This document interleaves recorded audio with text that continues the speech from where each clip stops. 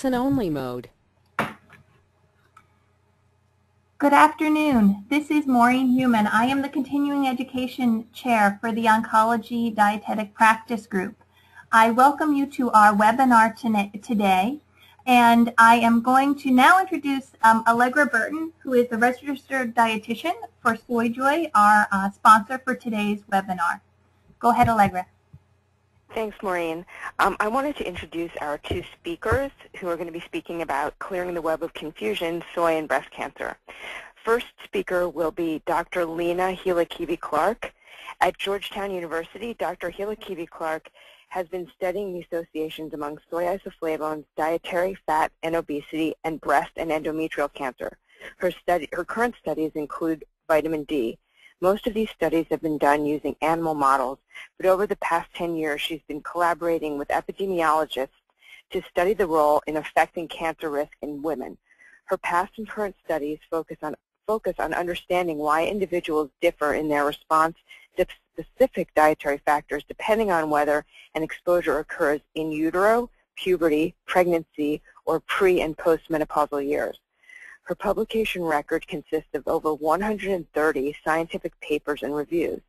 Dr. Clarke received her PhD in physiological psychology in 1987 from the University of Helsinki, Finland, where she studied the importance of the in utero and prepubertal periods for the development of brain and behavior. Next, during a Fogarty postdoctoral fellowship at the National Institute of Alcohol Abuse and Alcoholism in Bethesda, Maryland, she studied the role of specific dietary components, including alcohol and amino acids, in affecting neurotransmitter pathways and controlling behavior. After Dr. Clarke gives her presentation, we'll be hearing from Nurse Barb Dean. Nurse Barb knows how to connect to an audience, whether it's one-on-one with a patient in a lecture hall at Stanford or with millions of people watching on television. Her warm and engaging personality puts everyone at ease as they engage in learning more about health. In addition to national appearances on CNN, NBC, and ABC, she regularly appears on CBS TV's Eye on the Bay with her own featured segment, Nurse Barb's Daily Dose. Barb sees patients with women physicians in Mountain View, California. At the start of her nursing career, she cared for critically ill children in pediatric intensive care, working with the first children to receive heart transplants. Nurse Barb has a health blog at www.nursebarb.com and is the award-winning author of the Personal Guides to Health used by over 3.5 million women in the U.S., with titles ranging from fertility and pregnancy to menopause and breastfeeding. She's also a popular and in-demand national speaker on all things related to women's health and also contributes content to several online sites. Barb earned a master's degree from UCSF and a BS from Boston College. She lives in the San Francisco Bay Area with her husband and son. Those are our speakers, and now we'll hear from Dr. Clarke.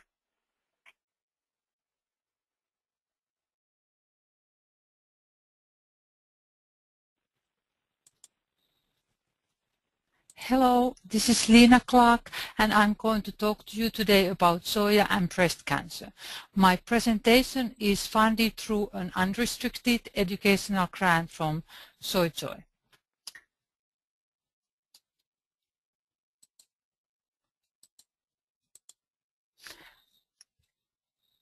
In this first slide, on the left side, you see traditional soya foods. Starting from edamame, which are green, immature soya beans. When they mature, they become brown, and for example, soya milk is made of the mature soya beans, and then tofu is made from soya milk. On the right side, you see Western soya products, and they differ quite drastically from the traditional soya foods, in that they are mainly made of soya protein isolate and concentrate. That means that the protein component is isolated from the soya foods, or the isoflavones, which I'm going to talk to you more shortly, are isolated, and they are added to different food products. There are some exceptions. For example, amongst the nutritional bars, there is a bar made by soy that is made of whole soya beans. Soya has been proposed to play multiple roles in human health. For example, it has been suggested to prevent breast cancer and more recently its reoccurrence. Soya intake has also been linked to promotion of cardiovascular health, mainly by lowering cholesterol levels, preventing osteoporosis, preventing menopausal symptoms, and perhaps also having some beneficial effects on cognition. However, the evidence to support most of these health claims remains conflicting.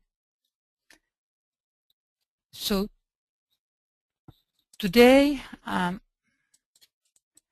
we are going to be talking about soya and breast cancer. Breast cancer incidence differs greatly among different countries around the world. The highest incidence is in European countries, and the lowest incidence is in Asian countries, and the difference in incidence is almost tenfold.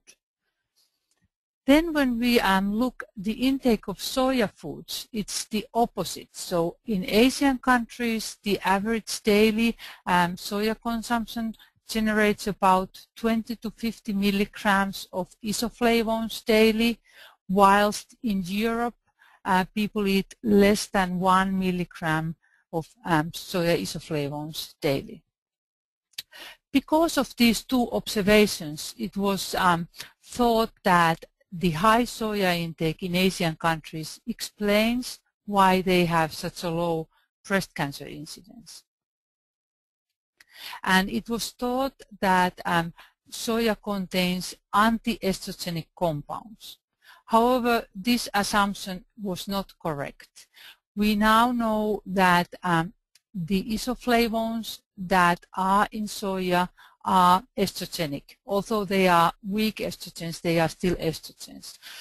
You can see on the right corner of this slide the molecular structure of estradiol, that is the natural estrogen produced by our ovaries, and then underneath genistein. And you can see that they are very, very similar. So soya beans contains these isoflavones, and they are thought to be the factors in soya that are responsible for its biological effects. Of these isoflavones, half of them are genistein, and then the other half is mainly daidzein.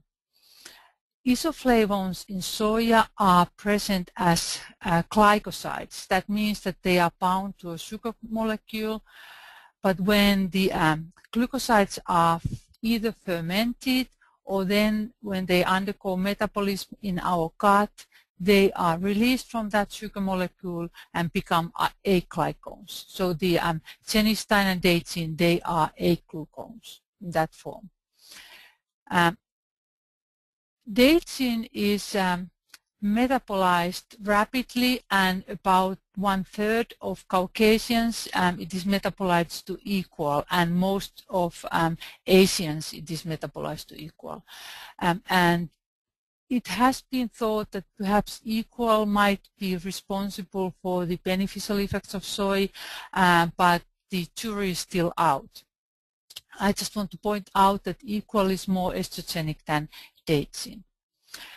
Soya foods also contain other components such as protease inhibitors that have been thought might be responsible of some of the soya's effects, but the evidence suggests that it is not those, that it is mainly the isoflavones that are the biologically active components.